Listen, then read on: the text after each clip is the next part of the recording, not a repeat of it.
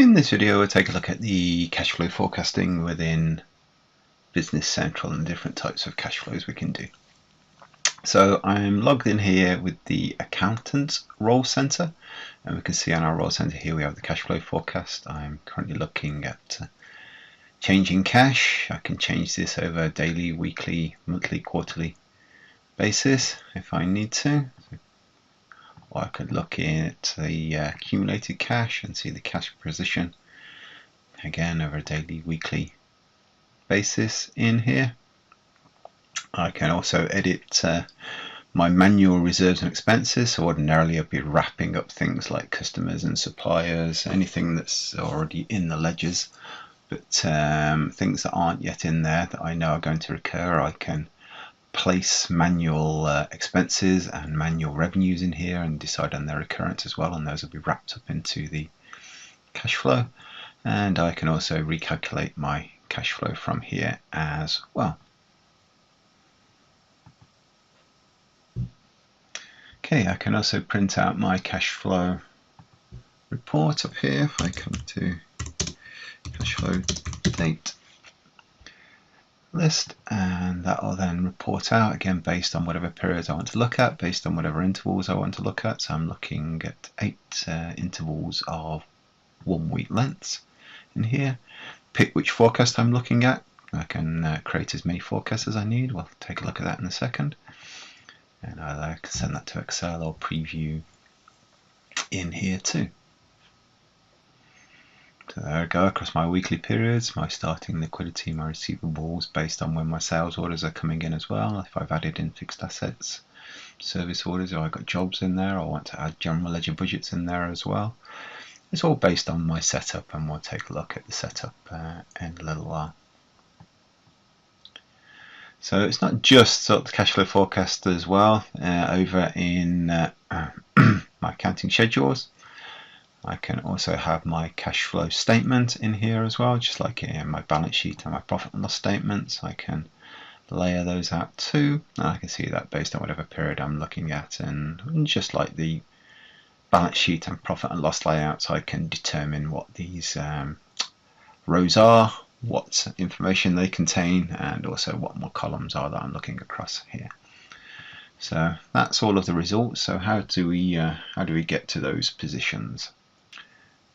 So working backwards, if I come into my cash management here and come into my cash flow forecasts, as I mentioned, I can create as many of these as I wish. But if I go in and open up this individual one, I can determine how this is built, what periods we're looking at, and here we have the build up of the information in here. So I can go into receivables and see what receivables we have within here, what those have been predicted out as.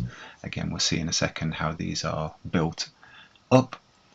Or I can come into the cash flow forecast itself, navigate off, and see the individual entries that go in to make up the forecast. So that's been built through. So that was from my suggestion of entries and registration, which you'll see how that's done. Or I can navigate in and look at my cash flow availability by periods as well. So again, I can narrow these down, look at individual periods as well, or just view it as a balance of a particular date. But as we maximize this up and we see what's going on, we can see the predictions of what's coming in and when. So how did I get to this state? Well, when you're creating your cash flow, you can determine how it's sort of built. There's one here which is consider cash flow payment terms. So ordinarily, when we're looking at due dates on invoices and such, it's going to pick up the terms on the customer and vendor records. But you well know that you might be giving a datum 30 days on their invoices, but the reality of the situation is they generally take a little longer than that. So the minute they've got 1 month and 8 days over here, but I can change the cash flow payment terms codes over here and say, well, they take much longer than that and they take 60 days. So all of the invoices on here will be pushed out to 60 days due for this individual customer. And again, I can do that differently on each customer and differently on each vendor as well if I need to. But coming back to my cash flow, I can come into process and I can come into cash flow worksheet, and I can process through here and suggest the worksheet lines. So this is going to essentially recalculate everything and bring in whatever I need to bring in, my liquid funds, my receivables, my sales forecasts. Again, you can choose what to include and what not to include in each individual forecast. I can group by individual types as well. I can select OK, and this is where it builds this in. And I can see what the suggestions are. If I know individual transactions are going to be coming in on different times, so we know that one's going to be pushed out for a particular reason, I can push that out or pull that in. I can change individual dates. I can tailor this. I can get rid of lines, whatever I need to do. But once I'm happy, I can process and register, and then that becomes the forecast for that point in time. It could all be done essentially sort of manually in that fashion, or I can come into my cash flow setup and I can basically determine where it's pulling this information from, but then also set a frequency for